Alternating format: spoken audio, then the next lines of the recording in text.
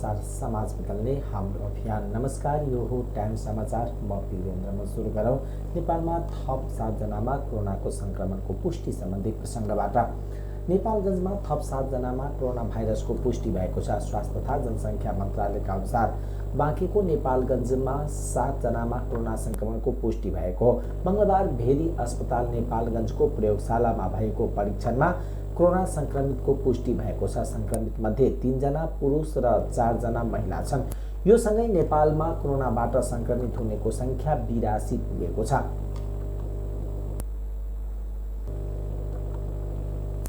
प्रदेश नम्बर 2 को सामाजिक विकास मन्त्रालयले निर्धारित मापदण्ड अनुसार क्वारेन्टाइन सञ्चालन गर्न निर्देशन दिएको छ। कोरोना भाइरस रोकथाम तथा उपचारका लागि प्रदेशका विभिन्न स्थानमा स्थापित कतिपय क्वारेन्टाइन मापदण्ड अनुरूप सञ्चालन नभएको गुनासो आएपछि मन्त्रालयले सो निर्देशन दिएको हो। मन्त्रालयका सचिव डाक्टर रामप्रसाद घिमिरेले सञ्चालनमा रहेका र आगामी दिनमा सञ्चालन हुने क्वारेन्टाइनका लागि मापदण्डलाई पालन गर्न सो निर्देशन दिएको जानकारी दिनुभयो।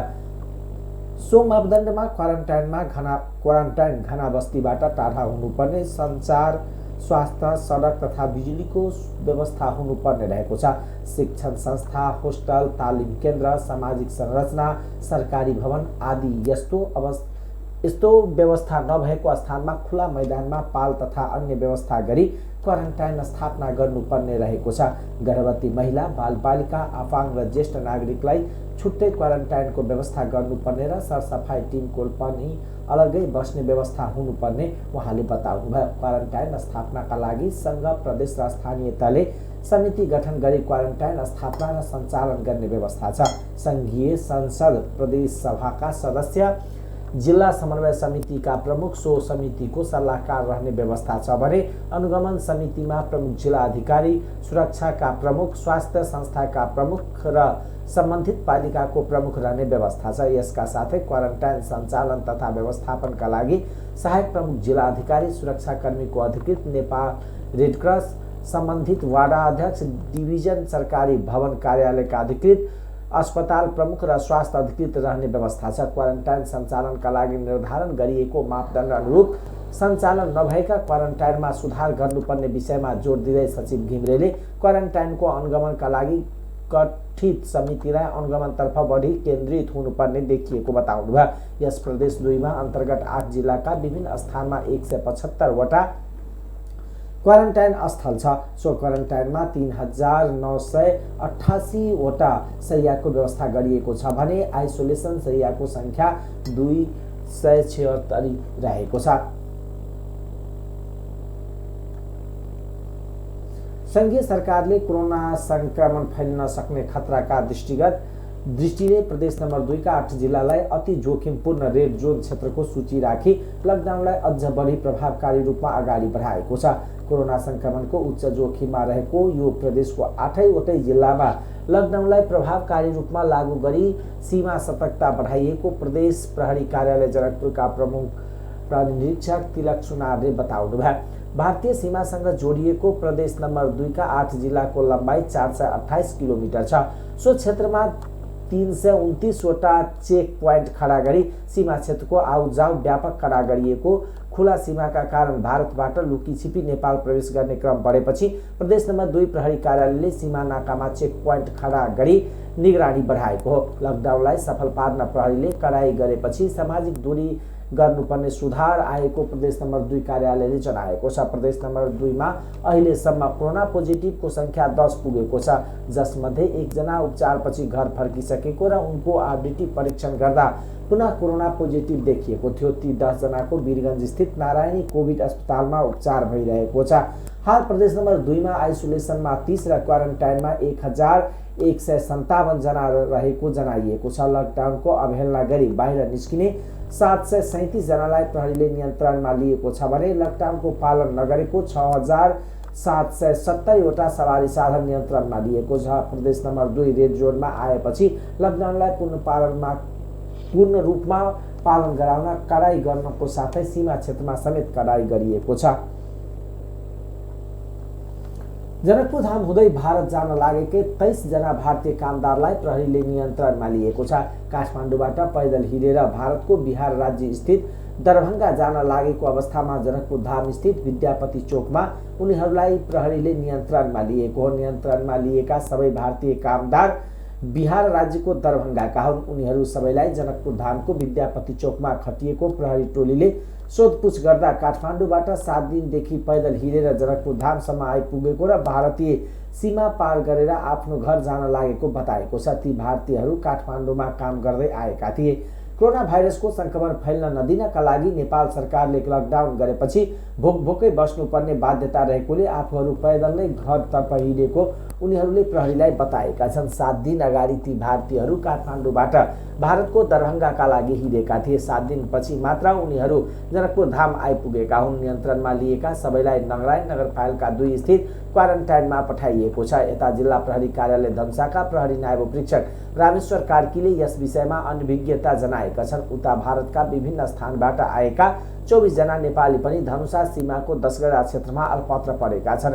उनीहरू धनुषाको महिनाथपुर र इनरवा नाकाको 10 गजा क्षेत्रमा फसेका छन्। आइतबार रातिदेखि महिनाथपुर नाकामा 13 जना र इनरवा नाकामा सोमबार बिहान आइपुगेका 11 जना अल्पत्र परेका छन्। सशस्त्र प्रहरीले सीमा प्रवेश गर्न रोक लगाएपछि उनीहरू अल्पत्र परेको बताइएको छ।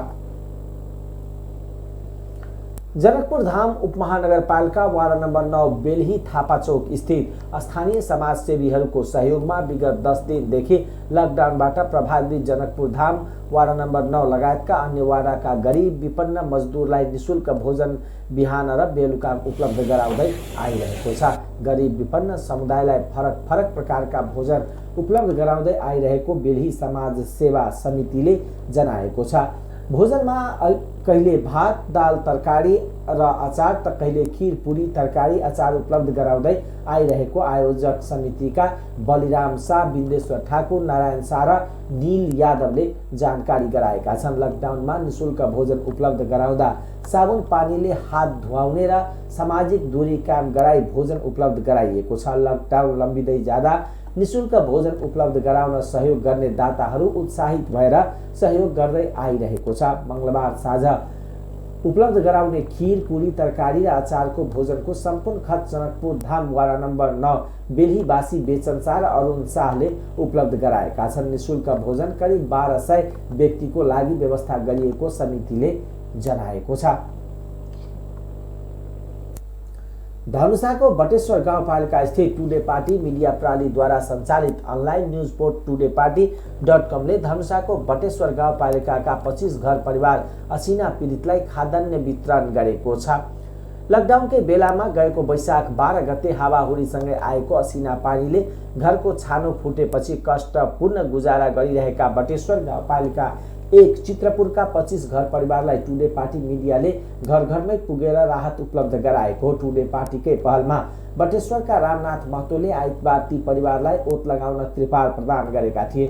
सोमबार टुडे पार्टीका सञ्चालक आनन्द शर्माको नेतृत्वमा घर घरमा टुडे पार्टीको टोली पुगेर अति विपन्न एवं असहाय 25 परिवारलाई राहत उपलब्ध गराएको हो। लकडाउनकै बेला खसेको ठूला असिनाले घरको छाना फुटेपछि पानी आउँदा छिमेकीको घरमा शरण लिनुपर्ने तथा भिजेरै बस्नुपर्ने र घरमा खाद्यान्न नहुँदा भोकै बस्नुपर्ने अवस्था भएका कारण यस्ता 25 परिवारलाई खाद्यान्न वितरण गरेको टुडे पार्टीका सञ्चालक शर्माले जानकारी दिनुभयो। सञ्चालक शर्माका अनुसार प्रति परिवारलाई 12 किलो चामल, 1 किलो खाने तेल, 1 किलो दाल, 2 किलो आलु, 1 किलो प्याज, 1 किलो नुन र एउटा साबुन गरी 18 किलोको खाद्यान्न प्याकेट उपलब्ध गराइएको हो। तिनै सरकार मुखदर्शक भएपछि टुडे पार्टी समाचार सम्प्रेषण गरी सम्बन्धित पक्षलाई ध्यान आकर्षण गराएको र आफ्नो क्षमताले भ्याएर अनुसार असिना पीडित अति विपन्न परिवारलाई तत्काल केही राहत उपलब्ध गराएको सञ्चालक शर्माले बताउनुभयो। राहत वितरणमा टुडे पार्टीका सम्पादक शैलेन्द्र महतो क्रान्ति, टुडे पार्टीका सहसम्पादक रोहित महतो, टुडे पार्टीका प्रतिनिधि नितेश यादव लगायत चित्रपुरका स्थानीय युवा देव महतो र दिपेन्द्र महतो, अमरेश महतो लगायतले सहयोग गरेका थिए। धनुषाको बटेश्वर गाउँपालिकाकी उपाध्यक्ष प्रमिला देवी महतोले स्वास्थ्य स्वयंसेविकाको पदबाट राजीनामा दिएकी छिन्। गाउँपालिका उपाध्यक्षमा निर्वाचित भए पश्चात कानुन विपरीत वार्ड नम्बर 1 को स्वास्थ्य चौकीमा स्वयंसेविका पदमा पदबाट राजीनामा नदिई दोहोरो सुविधा लिइरहेको समाचार प्रकाशन भएपछि सोमबार उनले राजीनामा दिएका हुन्। उपाध्यक्ष महतोले करिब 2.5 वर्षदेखि कानुन विपरीत 700 रुपियाँ प्रति महिना गाउँपालिकाको कार्यालयबाट भत्ता र कार्यक्षेत्रमा हुँदाको बखत अन्य भत्ता समेत बुझ्दै आएकी थिइन्। उनले राजीनामा पत्र बुझाए पनि पत्रमा भन्न खोजिएको कुरा समेत प्रष्ट हुन सकेको छैन। न्यायिक समितिको संयोजक पनि हुँदा यी जिम्मेवारी पूरा गर्नको महसुस गरेको थिए। यस विषयमा पहिलो नै राजीनामाको मनसाय बनाइसकेको थिए। यस बीच महामारीले लकडाउन भएको यी सम्पूर्ण विषयलाई मध्यनजर गरी आजको मिति 2077 1 22 गतेको दिनदेखि राजीनामा गर्दछु राजीनामा पत्रमा लेखिएको छ। गौशाला नगरपालिकाले घर घरमै गएर सामाजिक सुरक्षा भत्ता वितरण सुरु गरेको छ। झन्डै 1.5 महिनादेखि लकडाउनका कारण आर्थिक समस्या परेका र बैंक तथा वित्तीय संस्था समेत नियमित नखुलेकोले ज्येष्ठ नागरिकको सहजताका लागि घर घरमै सामाजिक सुरक्षा भत्ता वितरण गरिएको नगरपालिकाले जनाएको छ। गौशाला नगरपालिकाका 9वटै वडाका सुरक्षा भत्ता बैंक खाता मार्फत उपलब्ध गराउँदै आएकोमा कोरोना संक्रमणको जोखिमका कारण बैंक तथा वित्तीय संस्था नखुलेकोले घर घरमै सामाजिक सुरक्षा भत्ता वितरण गरिएको नगरपालिकाका प्रमुख शिवनाथ महतोले जानकारी दिनुभयो। उहाँले दशैं अगाडि पहिलो चौमासिक भत्ता वितरण गरिए पनि त्यसपछि सामाजिक सुरक्षा भत्ता वितरण हुन नसक्दा कतिपयलाई अप्ठ्यारो परेको बताउनुभयो। उहाँले नगर क्षेत्रभित्रका ज्येष्ठ नागरिक, दलित, अपाङ्ग भएका एकल महिला लगायतलाई आर्थिक समस्या परेको गुनासो आएपछि घरमै गएर सामाजिक सुरक्षा भत्ता वितरण गरेको हो। लकडाउनका कारण आर्थिक समस्यामा परेकालाई सामाजिक सुरक्षा भत्ताले ठूलो राहत दिएको गौशाला नगरपालिका वार्ड नम्बर 1 का वार्ड अध्यक्ष भीम बहादुर राणाको भनाइ छ। वार्ड अध्यक्षको अगुवाईमा वार्ड सदस्य र सचिवको सहभागितामा पारदर्शी ढंगबाट लाभग्राहीको हात-हातमा सामाजिक सुरक्षा भत्ता उपलब्ध गराइएको वार्ड सचिव धर्मराज बस्नेतले जानकारी दिनुभयो। ओरेक नेपाल सिरहाले लाहान नगरपालिका वार्ड नम्बर 13 का गर्भवती र सुत्केरी महिलालाई पौष्टिक आहार सहितको राहत वितरण गरेको छ। ओरेक नेपाल सिरहा ले वार्ड नम्बर 13 का सहकार्यमा 113 जनालाई राहत वितरण गरेको हो। लाहान नगरपालिका वार्ड नम्बर 13 का अध्यक्ष महेश श्रेष्ठको उपस्थितिमा राहत वितरण गरेका छन्। नेपाल सरकारले देशव्यापी रूपमा लागू गरेको सामाजिक दूरी कायम गर्दै राहत वितरण गरेका हुन्। कोरोना भाइरसको कारण सृजना भएको समस्यामा गर्भवती महिलाहरू बढी प्रभावित भएकोले ओरेक नेपाल सिरहा लाहान पौष्टिक आहारसँगै राहत वितरण गरेको हो। प्रत्येक व्यक्तिलाई चामल 25 केजी, दाल 1.5 केजी, चना 1 केजी, खाने तेल 1 लिटर, नुन 1 केजी, सरसफाइका लागि साबुन 3वटा, सरफ 1 प्याकेट, सुतीको कपडा 2 मिटर वितरण गरेको हो। ओरेक नेपालका अनिता चौधरीले जानकारी दिनुभयो। समस्या परेका सुत्केरी र गर्भवती महिलालाई समस्याबाट जोगिन ओरेक नेपाल सिरहाले पौष्टिक राहत वितरण गरेको हो। आउने दिनमा यस्तो विपदको घडीलाई मध्यनजर गर्दै सहयोग गरिने ओरेकको अनिता चौधरीले जानकारी दिनुभयो।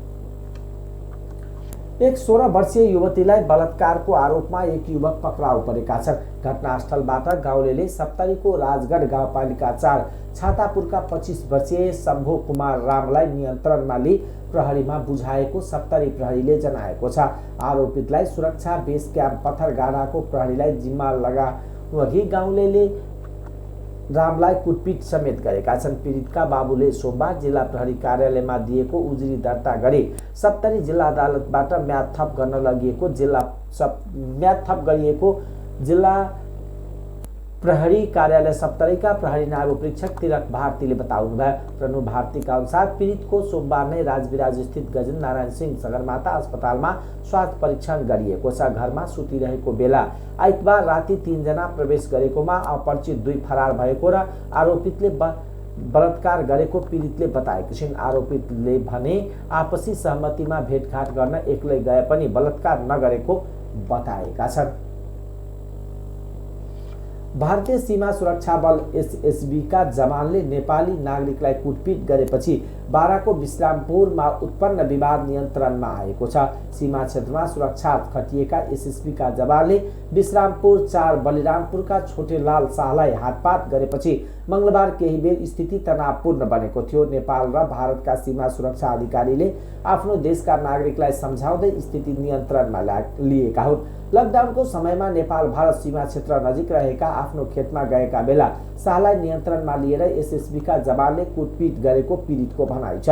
शाह सोमबार साँझ खेतमा गएका थिए। एसएसबीका जवानले कुटपिट गरेको भन्दै शाहसहित केही स्थानीय मंगलबार बिहान सीमा क्षेत्र पुगेर विरोध गरेपछि भारततर्फका नागरिक समेत सो क्षेत्रमा आइपुगेका थिए। नेपाल र भारततर्फका नागरिक सीमा क्षेत्रमा आइपुगेपछि स्थिति तनावपूर्ण बनेको थियो। सीमामा दुई देशका नागरिक बीचको विवाद उग्र रूप लिन नपाउँदै दुवै देशका सुरक्षाकर्मीले स्थिति नियन्त्रणमा लिएका थिए।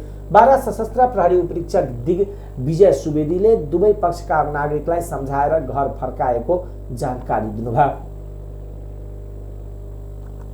सोमबारसम्म भत्ता रकम वितरण गर्दै आएको वीरगञ्ज घण्टाघर स्थित कृषि विकास बैंकको शाखाले भीडभाड व्यवस्थापन गर्न नसकिएकाले कोरोनाको संक्रमण फैल्न जोखिम रहेको कारण देखाउँदै मंगलबारदेखि भने भत्ता वितरण कार्य स्थगित गरेको छ। बैंकले टास गरेको सूचनामा महानगरपालिका र वडा कार्यालयसँग समन्वय गरी व्यवस्थित रूपमा भाइरस संक्रमणबाट बच्न सुरक्षात्मक उपाय अपनाई निकट भविष्यमा नै सामाजिक सुरक्षा भत्ता रकम वितरण गरिने जनाइएको छ। बैंकका शाखा प्रबन्धक कोमल प्रसाद चिटौलाले सोमबारसम्म करिब 1500 जनालाई भत्ता वितरण गरिसकिएको र अब करिब 5000लाई वितरण गर्न बाँकी रहेको बताउनुभयो। अब 1-2 दिनमै महानगरपालिका र वडा कार्यालयसँग छलफल गरेर भत्ता रकम सकेसम्म लाभग्राहीकै घरमा पुर्याउने विकल्प खोजिने सिटौलाले बताउनुभयो। वीरगञ्ज महानगरपालिकाका 32 मध्ये ग्रामीण भेगका 11वटा वडा गरी ज्येष्ठ, दलित, ज्येष्ठ एकल महिला, आंशिक अपाङ्ग, पूर्ण अपाङ्ग, दलित बालबालिका गरी सामाजिक सुरक्षा भत्ताको सुविधा लिने 6500 भन्दा बढी लाभग्राही छन्। वीरगञ्ज महानगरपालिकाले सामाजिक सुरक्षा भत्ताको रकम वीरगञ्जमा रहेको कृषि विकास बैंकको शाखा कार्यालयमा लक्षित सेवाग्राहीको नाममा खाता खोलेर त्यही खाता मार्फत 4 महिनामा उपलब्ध गराउँदै आएको छ। सामाजिक सुरक्षा भत्ताको रकम झिक्न लक्षित सेवाग्राही आफै बैंकमा पुग्नुपर्ने अनिवार्यता छ। विराटनगर स्थित जोगबनी भन्सारबाट सशस्त्र प्रहरीले 1 करोड 9 लाख रुपियाँ भारतीय सहित 2 जनालाई मंगलबार पक्राउ गरेको छ। एकीकृत भन्सार जाँच चौकी विराटनगर परिसरबाट मंगलबार दिउँसो 1 करोड 9 लाख 79,500 भारतीय रुपियाँ सहित 2 जनालाई पक्राउ गरिएको सशस्त्र प्रहरीका उपरीक्षक नेत्र कार्कीले बताउनुभयो। उनका अनुसार पक्राउ पर्ने भारतीयको दार्जिलिङ जिल्ला सिलिगुडी गंगानगर 5 का 24 वर्षीय चालक रविन्द्र शर्मा र भारतकै बिहार महजपुर जिल्ला रौमितिया वडा नम्बर 12 का 18 वर्षीय पप्पू कुमार छन्। नाकामा भारतबाट प्रवेश गरेको WB73E7635 खाली गाडी चेक गर्ने क्रममा बोराभित्र राखेको उक्त रकम भेटिएको हो। खाली गाडीमा गुटखाको यापर बेरेर लुकाएको पाइएको अवस्थामा उक्त रकम बरामद भएको हो। सामान नली उक्त ट्रक भारतीय पक्षले चेक जाँच नगरी नेपाल प्रवेशको अनुमति दिएको थियो। नेपालमा जाँच गर्दा बोराभित्र राखेको उक्त रकम बरामद भएको कार्कीले बताएका छन्। उक्त रकम हुन्डी कारोबारले ल्याएको हुन सक्ने बताइएको छ। निषेधित क्षेत्र घोषित नेपालगञ्ज उपमहानगरपालिकामा प्रहरी र स्थानीय व्यापारी बीच आज झडप भएको छ। झडपका क्रममा वडा प्रहरी कार्यालय नेपालगञ्जको गाडी तोडफोड गरिएको छ। बजार बन्द गराउने क्रममा स्थानीय व्यापारीको समूहले प्रहरीको गाडीमा तोडफोड गर्दा गाडीको अगाडिको सिसा फुटेको प्रहरीले जनाएको छ। निषेधाज्ञा कार्यान्वयन गराउने क्रममा सडक यात्रुलाई तितरबितर गर्न त्रिवेणी मोडमा खाद्यान्न पसल गर्दै आएका रवि गुप्ताले पसल खोल्न पाउनुपर्ने भन्दै 81 प्रहरीमाथि हातपात गरेका थिए। प्रहरीले उनीमाथि सामान्य बल प्रयोग गरेर नियन्त्रणमा लिएको बाँकेका प्रहरी नायब उपरीक्षक शिव बहादुर सिंहले जानकारी दिनुभयो। बजार बन्द गराउने क्रममा प्रहरीमाथि हातपात गर्ने व्यापारी गुप्तालाई नियन्त्रणमा लिएर घटनाको बारेमा सोधपुछ गरिएको प्रहरी प्रवक्ता सिंहले बताउनुभयो। स्थानीय प्रशासनले उपमहानगरपालिका क्षेत्रलाई आज बिहान 11 बजेदेखि यही वैशाख 25 गते मध्यरातसम्म 3 दिनका लागि पूर्ण रूपले निषेधित क्षेत्र घोषणा गरिसकेको छ। निषेधाज्ञा अवधिमा सुरक्षा र स्वास्थ्यकर्मी स्याब सङ्कलन गर्ने र कन्ट्याक्ट ट्रेसिङका जनशक्ति बाहेक अन्यलाई आवागमनमा पूर्ण रूपमा रोक लगाइएको छ। आफ्नो क्षेत्र सुरक्षित गर्ने बहानामा कुनै किसिमले बाटो छेक्ने, राजमार्ग रोक्ने कार्य कोही कसैबाट गर्न नपाइने र त्यस प्रकारको कार्य गरेमा कानुन कारबाही समेत गर्ने चेतावनी स्थानीय प्रशासनले दिएको छ। कोरोना संक्रमण त्रासका कारण सम्पन्न हुन नसकेको विद्यालय तहका परीक्षा सञ्चालनको सट्टा सम्बन्धित विद्यालयले नै आन्तरिक मूल्याङ्कन गरेर विद्यार्थी उत्तीर्ण गराउने प्याप्सलले माग गरेको छ। कोरोना संक्रमण तासकालमा रहेको र अहिले साम्य हुन्छ भन्ने यकिन समेत नभएको अवस्थामा परीक्षा सञ्चालन गर्ने मिति कुरेर बस्नु उपयुक्त नहुने उसको भनाइ छ। कोरोना त्रासले विद्यालय तह अन्तर्गत माध्यमिक परीक्षा एसई कक्षा 11 र 12 को परीक्षा सम्पन्न हुन सकेको छैन। केही स्थानीय तहमा कक्षा 8 को परीक्षा पनि सम्पन्न हुन सकेको छैन। प्याप्सलले मंगलबार जारी गरेको विज्ञप्तिमा एसई को लागि विद्यालयले आन्तरिक मूल्याङ्कन गर्ने र सोही मूल्याङ्कनको आधारमा राष्ट्रिय परीक्षा बोर्डले प्रमाणीकरण गरेर ग्रेड सिट तथा प्रमाणपत्र उपलब्ध गराउनु पर्ने माग गरिएको छ। विश्वका प्रतिष्ठित शैक्षिक संस्थाहरूले समेत आन्तरिक मूल्याङ्कन गरेर विद्यार्थीलाई प्रमाणपत्र उपलब्ध गराउने निर्णय गरेकोले नेपालमा पनि सोही अवलम्बन गर्दा उपयुक्त हुने प्याप्सनको दाबी छ। स्वास्थ्य तथा जनसङ्ख्या मन्त्रालयले मंगलबार कोरोना संक्रमण देखिएको सबैको उपचार सुरु गरिएको जनाएको छ। मंगलबार आयोजित नियमित पत्रकार सम्मेलनमा प्रवक्ता डाक्टर विकास देवकोटाले मंगलबार कोरोना देखिएका 7 जनाको उपचार सुरु गरिएको जनाएको छ। यो सँगै नेपालमा कोरोनाबाट संक्रमित हुनेको संख्या 82 पुगेको छ। कोरोनाको आशंकामा पछिल्लो 24 घण्टामा 1582 जनाको नमुना परीक्षण भएको छ। नेपालमा हालसम्म पीसीआर र आरडीटीबाट 66,077 जनाको नमुना परीक्षण भएको स्वास्थ्य तथा जनसङ्ख्या मन्त्रालयले जनाएको छ। 13,850 जनाको पीसीआर र 52,227 जनाको आरडीटीबाट परीक्षण भएको प्रवक्ता देवकोटाले बताउनुभयो।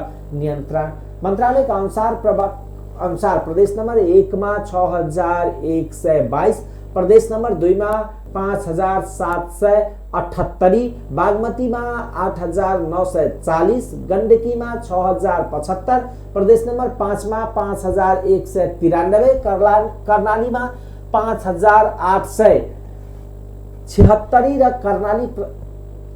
कर्णाली प्रदेशमा 14,244 जनाको आरडीटीबाट परीक्षण भएको छ। प्रदेश 1 मा 31, प्रदेश नम्बर 2 मा 13, बागमतीमा 7, गण्डकीमा 2, प्रदेश नम्बर 5 मा 24, सुदूरपश्चिम प्रदेशमा 5 जना संक्रमितको उपचार जारी रहेको उहाँले बताउनुभयो।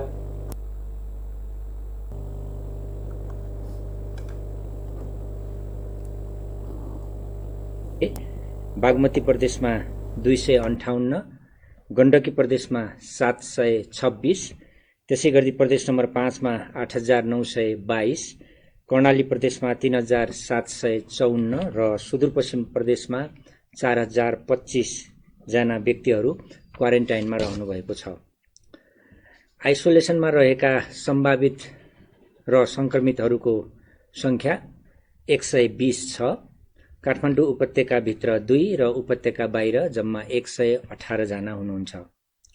कल सेन्टरको बारेमा अपडेट गराउन चाहन्छु। 2 वटा कल सेन्टर 1133 र 1115। यो कल सेन्टरहरूमा गत 24 घण्टामा 1692 वटा हामीलाई कल प्राप्त भएका छन्। यी कलहरूको हाम्रा स्वास्थ्यकर्मी तथा चिकित्सकहरूले उत्तर दिनुभएको छ। यहाँहरू क्वारेन्टाइनमा रहिरहेको बेलामा सीधा सम्पर्क गर्ने माध्यम एउटा कल सेन्टर हो। यसको उपयोग गरिदिनु हुन पनि हामी आग्रह गर्छौं। त्यसैगरी हाम्रो मोबाइल एप्लिकेसन हाम्रो स्वास्थ्य र वेब पेज कोभिड-19 को बारेमा विशेष वेब पेज छ covid19.mohp.gov.np नामको। यो 2 वटा एप्लिकेसनहरूमा आफ्नो स्वमूल्याङ्कन फारम हालसम्म भर्ने व्यक्तिहरूको संख्या 32,856 पुगेको छ, जसमध्ये गत 24 घण्टामा मात्र 388 जनाले आफ्नो स्वमूल्याङ्कन फारम भर्नुभएको छ। आफू संक्रमित भए नभएको थाहा पाउन यो विवरण भर्नु हुन पनि हामी आग्रह गर्छौं र त्यसमध्ये जम्मा 2 जना थप रेड जोनमा पर्नु भएको छ। यसरी रेड जोनमा पर्ने व्यक्तिहरूको संख्या 330 छ। यी व्यक्तिहरू सम्भावित संक्रमितहरू हुन सक्नुहुन्छ। वैश्विक विवरण अनुसार प्रदेश नम्बर 1 मा 31, प्रदेश नम्बर 2 मा 13, बागमती प्रदेशमा 7, गण्डकी प्रदेशमा 2, त्यसैगरी प्रदेश नम्बर 5 मा 24, कर्णाली प्रदेशमा 0 र सुदूरपश्चिम प्रदेशमा 5 जना गरी कुल 82 जना संक्रमितहरूको विवरण छ। उहाँहरू हाल रूपन्देहीमा 1 जना, नेपालगञ्जमा 23 जना, धनगढीमा 1 जना, भरतपुरमा 1 जना, वीरगञ्जमा 9 जना र विराटनगरमा 31 जना गरी जम्मा 66 जनाको उपचार भइरहेको छ। हामीलाई प्राप्त विवरण अनुसार सबै उपचारमा रहनुभएका संक्रमितहरूको स्वास्थ्य स्थिति सामान्य छ। कोरोनाको आशंकामा काठमाडौँ उपत्यकाभित्र 202 र बाहिर 118 गरी कुल 120 जना अस्पतालको आइसोलेसनमा छन्। मुलुकभर अहिले 21,079 जना क्वारेन्टाइनमा रहेको मन्त्रालयले जनाएको छ। विश्वभर महामारीका रूपमा फैलिएको कोरोना भाइरसको संक्रमण फैल्न नदिन सरकारले लागू गरेको लकडाउन जारी छ। सरकारले चैते 11 देखि देशमा लकडाउन लागू गरेको हो। सरकारले पछिल्लो पटक 10 दिन समय थप गरी वैशाख 25 गतेसम्म लकडाउन लम्ब्याएपछि काठमाडौँ उपत्यकामा लकडाउन उल्लङ्घन गर्नेहरू बढेका छन्। सडक पेटीमा मानिसहरूको आवागमन फाटाफुट्टा देखिन्छ। सडकमा गुड्ने सवारी साधनहरू पनि केही बढेका छन्, तर प्रहरी चोकचोकमा बसेर सवारी साधनको चेक जाँचलाई कडाई पारेको छ। सडकमा सवारी साधनहरू बढी देखिएपछि प्रहरीले कडाई गर्दै परिचय पत्र हेरेर कारबाही गर्ने गरेको छ। अत्यावश्यक सेवाका सवारी साधन सञ्चालनमा कुनै रोक लगाइएको छैन भने खाद्य वस्तु ढुवानीका साधनहरू पनि सञ्चालनमा रहेका छन्। शहरका भित्री सडकमा पनि आफ्नो घर नजिकको पसलसम्म पुगेर किनमेल गर्नेहरू देखिन्छ। भित्री सडकमा केही पसलहरू सञ्चालनमा आएका छन्। नवनियुक्त संघीय संसदको महासचिव डाक्टर भरतराज गौतमले पद तथा गोपनीयताको शपथ ग्रहण गर्नुभएको छ। संघीय संसद सचिवालय सिंहदरबारमा मंगलबार सभामुख अग्निप्रसाद सापकोटाले गौतमलाई शपथ ग्रहण गराउनु भएको हो। उक्त कार्यक्रममा राष्ट्रिय सभाका अध्यक्ष, उपाध्यक्ष, संसदीय दलका नेता, सचेतक र समिति सभापतिहरूको उपस्थिति रहेको थियो। सोमबार राष्ट्रपति विद्यादेवी भण्डारीले गौतमलाई संघीय संसद सचिवालयको महासचिवमा नियुक्त गर्नुभएको थियो। शपथपछि गौतमले संसद सचिवालयलाई व्यवस्थित रूपमा अघि बढाउन आफ्नो भूमिका हुने बताउनुभयो।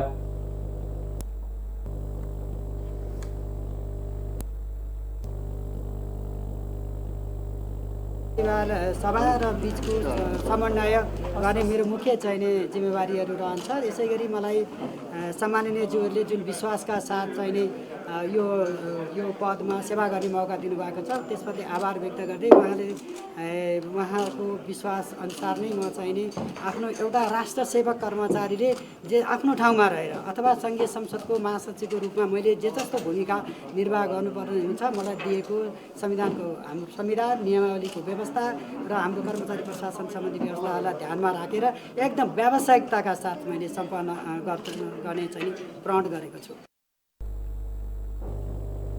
गौतमले मंगलबार नै पदभार सम्हाल्नु भएको छ। यसअघि सभामुख अग्निप्रसाद सापकोटा र राष्ट्रिय सभाका अध्यक्ष गणेश प्रसाद तिमल सिन्हाले संयुक्त रूपमा डाक्टर गौतमलाई संघीय संसद सचिवालयको महासचिवमा नियुक्ति गर्न राष्ट्रपति समक्ष सिफारिस गर्नुभएको थियो। गौतमले यसअघि संघीय संसद सचिवालयको सचिव र प्रवक्ताको रूपमा काम गरिसक्नु भएको छ। गृहमन्त्री रामबहादुर थापाले कोरोना भाइरसको संक्रमण रोकथाम तथा नियन्त्रणका लागि लागू गरिएको लकडाउनले अर्थतन्त्रमा नकारात्मक प्रभाव पर्न थालेकोले खुकुलो पार्नुको विकल्प नभएको बताउनु भएको छ। सिंहदरबारमा मंगलबार बसेको प्रतिनिधि सभाको कानून, न्याय तथा मानव अधिकार समितिमा उहाँले रोजगारी गुमेका र अन्य क्षेत्रमा पनि नकारात्मक प्रभाव पर्न थालेको भन्दै लकडाउन क्रमशः खोल्नुपर्ने बताउनुभयो। उद्योग र सेवा क्षेत्र क्रमशः खोल्नुपर्ने गृहमन्त्री थापाको भनाइ छ। कोरोनालाई निस्तेज गर्नका लागि लकडाउन लगाइएको भए पनि यसलाई खुकुलो पार्नुपर्ने उहाँले बताउनुभयो। उहाँले सामाजिक सद्भाव कायम गर्ने र राष्ट्रिय एकता कायम गरेर अगाडि बढ्नुपर्ने उल्लेख गर्नुभयो। कोरोनाका कारण विदेशबाट नेपाल आउने र शहरबाट गाउँ जाने क्रम बढेको भन्दै गृहमन्त्री थापाले अर्थतन्त्रलाई ट्र्याकमा ल्याउनको लागि सबैले मिलेर काम गर्दै कोरोना र यसबाट सृजित समस्यालाई परास्त गर्नुपर्ने धारणा राख्नुभयो। विश्व अर्थतन्त्र नै मानव समाज नै कोरोना भाइरसको घेराबन्दीमा परेको भन्दै गृहमन्त्री थापाले यसबाट विश्वमा नै सामाजिक र राजनीतिक सङ्कट पैदा हुने बताउनुभयो। यो नीति हामीले अहिले अवलम्बन गरिरहेका छौँ, तर यसो गर्दाखेरि के यहाँ फेरि अर्को सङ्कट पैदा गर्यो यसले चाहिँ, त्यो भने आर्थिक सङ्कट, बेरोजगारी चाहिँ ठाउँ ठाउँमा चाहिँ अब अहिले चाहिँ बेरोजगारी चाहिँ अहिले उद्योग धन्दाहरू बन्द छन्, उत्पादन कार्यहरू बन्द छ चाहिँ, सेवा क्षेत्रहरू बन्द छन्। त्यसले गर्दाखेरि चाहिँ यसले फेरि अर्को सङ्कट यसले निम्ति आएको छ। अहिले विश्व सिंह चाहिँ एउटा आर्थिक सङ्कटमा फस्दै गइरहेको। त्यस कारणले यो आर्थिक सङ्कटलाई पनि कसरी सामना गर्ने र यो शत्रुलाई पनि कसरी परास्त गर्ने भन्ने अर्को चुनौती चाहिँ हाम्रो अगाडि आएको छ र हामीले चाहिँ यसलाई परास्त गर्ने रणनीति, हाम्रो योजना चाहिँ हामीले चाहिँ विकास गर्नुपर्ने, तय गर्नुपर्ने देखिन्छ। त्यस कारणले यस सन्दर्भमा पनि अहिले विश्वले चाहिँ अब हामीले चाहिँ यो आर्थिक सङ्कट, यो बेरोजगारीबाट उत्पन्न चाहिँ असन्तोषहरूलाई चाहिँ अब समाधान गर्नको निम्ति अब उत्पादनका क्षेत्रहरू, सेवा क्षेत्रहरूलाई चाहिँ निश्चित चाहिँ शर्तसहित चाहिँ सामाजिक दूरी कायम राखेर यसलाई अब खोल्नुपर्छ। यदि हामीले त्यसो गरेनौँ भनेपछि यो सङ्कटले नै हामीले सिद्धाउने, कोरोनाले त त्यसलाई हामीले सिद्धाउने नै हुने भयो चाहिँ भनेपछि त्यसलाई रोके पनि चाहिँ यो सङ्कटले फेरि चाहिँ हामीले सिद्धाउन सक्यो। त्यस कारणले अब यो आर्थिक सङ्कटलाई हामीले समाधान गर्नको निम्ति हामीले हाम्रो रणनीतिलाई चाहिँ डेभलप गर्नुपर्छ भन्ने कुरा आएको छ र यस विषयमा पनि चाहिँ यहाँ अब माननीयज्यूहरूले जुन सुझाव दिनुभएको छ, अहिले सबै राष्ट्रहरूले चाहिँ यो सङ्कटलाई समाधान गर्नको निम्ति आफ्नो रणनीतिलाई चाहिँ थप रणनीति भनौँ चाहिँ यो आर्थिक सङ्कटलाई चाहिँ ट्याकल गर्ने रणनीतिलाई चाहिँ उनीहरूले डेभलप गर्दै आएका छन्। त्यस कारण हामीले पनि चाहिँ नेपालमा जो यो राहतसित सम्बन्धित कुराहरू अरू चाहिँ यो सबै चाहिँ अब विदेशबाट चाहिँ यहाँ नेपाली नागरिकलाई ल्याउने कुराहरू, यी चाहिँ सहरहरूमा भएकाहरूले चाहिँ गाउँमा पठाउने कुराहरू चाहिँ यो जुन यो कहाँबाट पैदा भयो त भन्दाखेरि त्यो एउटा आर्थिक सङ्कट, बेरोजगारी भयो। त्यस कारण बैठकमा सांसद देव गुरुङले सीमामा कडाई गरेर मात्र कोरोना भाइरसको सङ्क्रमण रोकथाम तथा नियन्त्रण गर्नुपर्ने बताउनुभयो। त्यस्तै आरडिटी परीक्षण विश्वसनीय नभएको भन्ने गुनासो आइरहेकोले यसमा स्वास्थ्य मन्त्रालयले विशेष ध्यान दिनुपर्ने गुरुङले बताउनुभयो। काङ्ग्रेस सचेतक बालकृष्ण खानले क्वारेन्टाइन निर्माणमा ध्यान नदिएको धारणा राख्नुभयो। पछिल्ला कदमले कोरोना भाइरस रोकथाम र नियन्त्रणमा सरकारको ध्यान नपुगेको उहाँको भनाइ छ।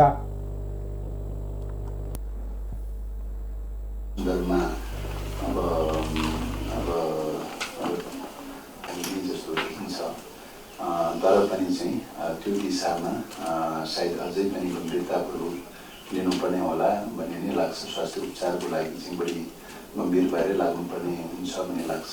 त्यही अनुसारले स्वास्थ्य कर्मीहरूको जनशक्तिलाई चाहिँ व्यवस्थित रूपले परिचालन गर्ने कुरालाई पनि विशेष ध्यान दिनुपर्ने आवश्यकता हुन्छ भन्ने लाग्छ। आफूले चाहिँ शौचालय प्रयोग गरिसकेपछि, आफूले चाहिँ बाथरुम प्रयोग गरिसकेपछि अर्को जाँदाखेरि त त्यसलाई त सेनिटाइज गरिसकेका हुनुपर्छ। नभए त सङ्क्रमित मान्छेले गएर प्रयोग के अरे शौचालय प्रयोग गर्यो अनि अर्को मान्छेले त्यसलाई प्रयोग गर्दाखेरि सर्ने त त्यति नै चान्स हुन्छ भने तपाईँहरूकै चाहिँ हामीले सुनिरहेको हुन्छौँ सन्देशबाट, जनचेतनामूलक सन्देशबाट। त्यस कारणले अब त्यतापट्टि पनि हामीले ध्यान दिनु जरुरी छ जस्तो लाग्छ। र खास गरेर स्वास्थ्यको बारेमा अब हुन त तपाईँहरूले पनि हेर्नुभयो होला, अहिले चाहिँ नि यो सङ्क्रमितको चाहिँ नि पहिचानका लागि विश्वले चाहिँ नि दुनियाँले मोडर्न टेक्नोलोजीले आश्चर्यजनक चाहिँ नि प्रविधिको प्रयोग गरिरहेको छ। समिति सभापति कृष्ण भक्त पोखरेलले पर्याप्त स्वास्थ्य सामग्री ल्याउन सरकारको ध्यानाकर्षण गराउनुभयो। त्यस्तै जनतालाई देखिएको विभिन्न समस्याको समाधानमा ध्यान दिन पनि उहाँले ध्यानाकर्षण गराउनुभयो। परराष्ट्र मन्त्री प्रदीप ग्यावालीले नेपालमा कोरोना संक्रमणको जोखिम कायम रहेसम्म विदेशमा रहेका नेपालीहरूलाई स्वदेश फर्काउन नसकिने बताउनु भएको छ। सिंहदरबारमा मंगलबार बसेको प्रतिनिधि सभा अन्तर्गतको उद्योग तथा वाणिज्य र श्रम तथा उपभोक्ता हित समिति बैठकमा परराष्ट्र मन्त्री ग्यावालीले नेपालमा पर्याप्त कोरोना परीक्षण हुन नसकेको अवस्थामा र नेपालमा कोरोना संक्रमणको जोखिम कायमै रहेसम्म विदेशमा रहेका नेपालीहरूलाई स्वदेश फर्काउन नसकिने बताउनु भएको उहाँले नेपालमा कोरोना संक्रमणलाई नियन्त्रणमा लिन सक्ने अवस्था आए नेपालीहरूलाई ल्याउने बताउनु भयो। अहिले जहाँ छन् त्यही नै सुरक्षित रूपमा राख्ने नीति रहेको उहाँले बताउनु भयो। मन्त्री ग्यावालीले विभिन्न देशमा रहेका दूतावासका साथ गैर आवासीय नेपाली सङ्घ लगायतले विभिन्न देशमा रहेका नेपालीहरूलाई राहत वितरण गरिरहेको दावी पनि गर्नुभयो। सकेसम्म संक्रमण हुनबाट रोक्न र संक्रमण भइहाले उचित उपचारको व्यवस्था दूतावासले गर्ने उहाँको भनाइ छ।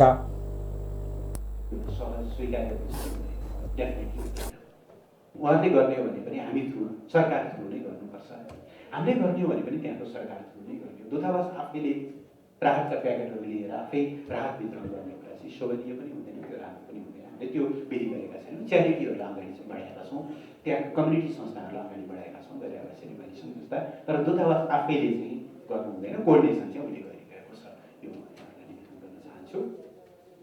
अब यो स्थितिभित्र अब हामीसँग अहिले 3 खालका क्याटेगोरीमा अहिले हामीले काम गरिरहेका छौँ। पहिलो त उहाँहरूलाई सङ्क्रमणबाट सकेसम्म जोगाउने कथा चाहिँ सङ्क्रमित हुनुभएको अवस्थाभित्र उपचारको प्रबन्ध कसरी गर्ने दूतावासहरूले गरि नै रहेका छन्, सम्बन्धित देशहरूले पनि गरिरहेका छन्। त्यसो गर्दा गर्दै पनि हाम्रा श्रम गन्तव्यहरूमा पनि केही दाजुभाइहरूले दिदीबहिनीहरूले गर्ने अलिअलि भावनात्मक पक्ष छ।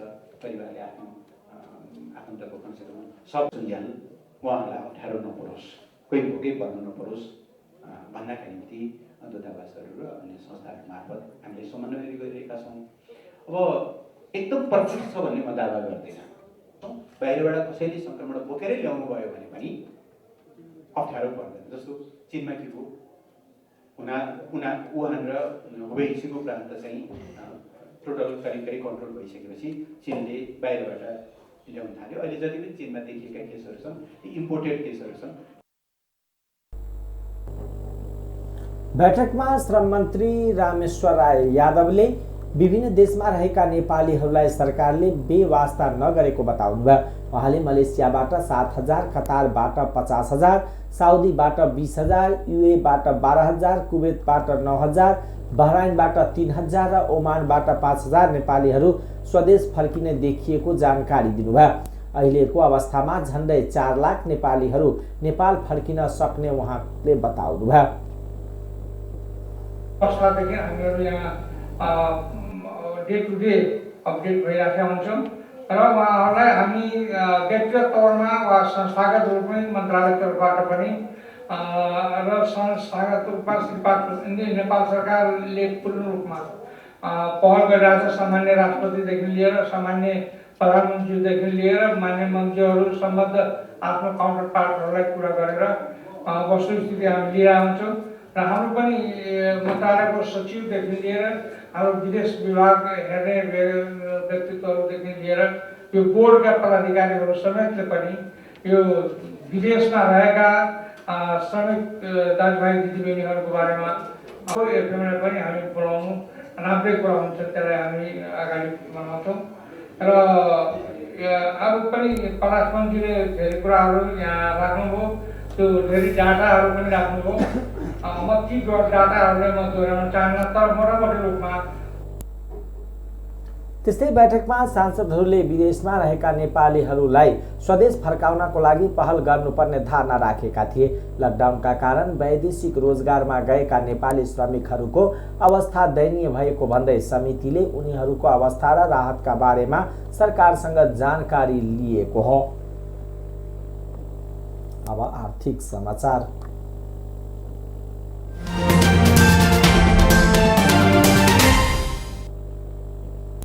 नेपाल राष्ट्र बैंकका गभर्नर महाप्रसाद अधिकारीले तत्काल बैंकबाट प्रवाह हुने ऋणको ब्याज मिन्हा गर्न सकिने अवस्था नरहेको बताउनु भएको छ। मंगलबार सिंहदरबारमा बसेको अर्थ समितिको बैठकमा आगामी मौद्रिक नीति सम्बन्धी छलफलमा सहभागी उहाँले उद्योगी व्यवसायीहरूले बैंक तथा वित्तीय संस्थाबाट लिने ऋणको ब्याजलाई मिन्हा गर्न सकिने अवस्था नरहेको बताउनु भएको हो। अधिकारीले व्यवसायीले ब्याज मिन्हाको कुरा उठाए पनि त्यसको समाधान तात्काल गर्न नसकिने बताउनु भएको हो। दैनिक आफू समक्ष पनि धेरै उद्योगी व्यवसायीले ब्याज मिन्हाको माग उठाउने गरेको बताउँदै उहाँले अहिले त्यसको कार्यान्वयन गर्न कठिन रहेको बताउनु भयो।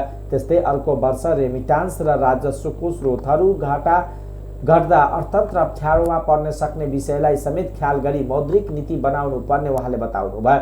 गभर्नर अधिकारीले नेपालको वित्तीय स्रोतलाई उत्पादनशील र रोजगारी सृजनामा बढी केन्द्रित गर्ने पनि बताउनु भयो। अर्थतन्त्र भन्दा पनि महत्त्वपूर्ण मान्छेको जीवन रहेको भन्दै अधिकारीले तात्काल जोड कोभिड संक्रमण न्यूनीकरण र जीवन बचाउनु नै रहेको उहाँले बताउनु भयो। राष्ट्र ब्याङ्कको अर्को यो होल लाइनमा प्रोसेसिङमा छिरिराख्ने त्यो सकभर गर्न नखोज्ने गरी कार्यविधि बनाउन खोजिरहेको छौँ। अब कहाँसम्म हाम्रो सफल हुन्छ त्यो अलग कुरो हो। सफल हुनुपर्छ। यसले चाहिँ धेरै प्रोसेस छुट्याउनेछ र यो पुनर्गजाको एक्सेस बढ्नेछ। हाम्रो एजम्सन त्यो हो। त्यो लाइनमा हामी चाहिँ प्रोसेसलाई मोर एफिसियन्ट र चाँडै नै रिफाइनेन्स सम्बन्धी निर्णय हुने गरी हामी बनाउन खोजिरहेका छौँ। त्यसपछि टार्गेट ग्रुप मैले अघि भने जस्तै ठुला ऋणीहरूभन्दा पनि साना ऋणकै बेसी पाउने गरी हामी चाहिँ रिफाइनेन्स सम्बन्धी सुविधा जान खोजिरहेका छौँ।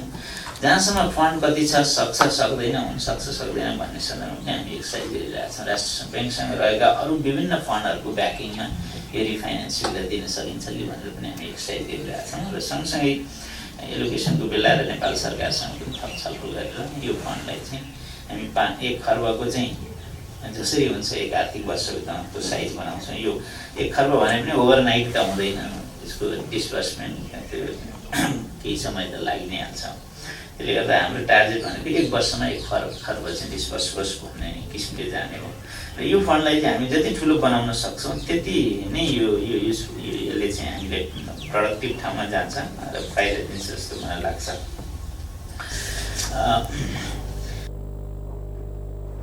बैठकमा समिति सदस्य एवं पूर्व प्रधानमन्त्री डाक्टर बाबुराम भट्टराईले उत्पादन भन्दा वितरणको क्षेत्रमा देखिएको समस्यालाई दीर्घकालीन समाधान गर्नुपर्ने बताउनु भयो। उहाँले कोरोनाले असर पारेको क्षेत्र तथा कर्जा क्षेत्रको समस्यालाई पनि विचार गर्नुपर्ने बताउनु भयो। र मैले अहिले यहाँ सोध्न खोजेको कुन कुन क्षेत्रमा प्रभाव भएको छ त कर्जा भन्ने सोध्नुको अर्थ पनि के थियो भने त्यो अधिकतर रूपमा उत्पादनमुखी क्षेत्रमा भन्दा पनि वितरण र उपभोग्य जन्य क्षेत्रमा नै त्यो अहिले पनि प्रभावित छ। र भौगोलिक रिजनल हिसाबले पनि त्यसको स्प्रेड हामीले हेऱ्यौँ भने त्यो चाहिँ गाउँले साना सहरहरू भन्दा पनि मुख्य ठुला सहरहरूमा नै बढी चाहिँ त्यो चाहिँ केन्द्रित छ। धेरै पहिले यो निक्षेप र कर्जा प्रवाहको प्रवृत्ति के छ भनेर हेर्दाखेरि के देखिन्थ्यो भने यी सानै ठाउँबाट गाउँले ठाउँबाट दूरदराजका ठाउँबाट निक्षेप चाहिँ आएको छ। तर कर्जा प्रवाह चाहिँ सहरी क्षेत्र र सम्पन्न क्षेत्रमा त्यो बढी भइरहेको छ। त्यसैले समग्रमा वित्तीय ब्याङ्किङ सेक्टरले चाहिँ देशको चाहिँ एउटा असमान प्रकारको विकासमा क्षेत्रगत हिसाबले पनि र भौगोलिक हिसाबले पनि र वर्गीय हिसाबले पनि असमानता वृद्धि गर्नतिर नै हाम्रो ब्याङ्किङ र वित्तीय क्षेत्र उद्योग छ। सांसदहरूले कोरोनाको असर न्यूनीकरण गरी चाँडै अर्थतन्त्र पुरानै अवस्थामा ल्याउन मौद्रिक नीति ल्याउनु पर्ने बताउनु भयो। नेपालभर दैनिक 1000 ग्यास सिलिन्डर बिक्री हुँदै आएकोमा हाल 60,000 ग्यास सिलिन्डर मात्र बिक्री भएका छन्। लकडाउन लम्बिँदै गएपछि ग्यास किन्ने उपभोक्ता कम हुँदा बिक्री घटेको एलपी ग्यास उद्योग संघले जनाएको छ। संघका अध्यक्ष गोकुल भण्डारीका अनुसार लकडाउनका कारण 40% ग्यास खपत कम भएको छ। काठमाडौँ उपत्यका लगायत अन्य जिल्लामा सञ्चालन भएका ठूला उद्योग, होटल तथा रेस्टुरेन्ट, विद्यालय जस्ता बढी चहल पहल हुने क्षेत्र बन्द छन्। धेरै उपभोक्ता उपत्यका छाडेर जाँदा ग्यास खपत कम भएको उहाँले भन्नुभयो। सबै ग्यास उद्योगसँग पर्याप्त मात्रामा ग्यास मौजाद रहेको भने आपूर्ति समेत नियमित छ। उहाँका अनुसार सबै ग्यास उद्योगसँग हाल 10,000 मेट्रिक टन ग्यास मौजाद छ। देशभर रहेका 62 उद्योगसँग 7,000 मेट्रिक टन भण्डारणमा मौजाद रहेको र बुलेटमा 3000 मेट्रिक टन ग्यास मौजाद छ। उहाँका अनुसार 62 उद्योगका 1 करोड 23 लाख सिलिन्डर छन्। ग्यासको सहज आपूर्ति भएको हो र पर्याप्त मात्रामा भण्डारण समेत भएकोले खाली सिलिन्डर भर्न उहाँले आग्रह गर्नुभयो। पहिलेको तुलनामा काठमाडौँमा आधा पनि ग्यास सिलिन्डर बिक्री नभएको ग्यास विक्रेता महासंघका कोषाध्यक्ष राजेश दाहालले बताउनुभयो। उहाँका अनुसार लकडाउन अघि काठमाडौँ उपत्यकामा मात्रै दैनिक 40,000 ग्यास सिलिन्डर बिक्री हुँदै आएकोमा हाल 15,000 को हाराहारीमा मात्र बिक्री हुने गरेको छ। नेपाल आयल निगमको तथ्याङ्क अनुसार मार्चमा सबैभन्दा धेरै 45,300 टन ग्यास आयात भएको थियो। निगमका प्रवक्ता विनित मणि उपाध्यायका अनुसार सोमबार मात्र 101 ग्यास बुलेट नेपाल प्रवेश गरेका छन्। उहाँका अनुसार बीरगञ्ज भन्सार नाका हुँदै विभिन्न ग्यास उद्योगका ग्यास बुलेट नेपाल प्रवेश गरेका हुन्। तिनमा सबैभन्दा धेरै नेपाल ग्यासका 34, नोबेलका 14, जानकी लुम्बिनी र सगरमाथा ग्यास उद्योगका साथ भानुका 4 बुलेट लगायत अन्य उद्योगका ग्यास बुलेट नेपाल भित्रिएका हो। ग्याससँगै लकडाउनका कारण पेट्रोलियम पदार्थ समेत बिक्री न्यून रहेको व्यवसायी बताउँछन्। अब अन्तर्राष्ट्रिय समाचार।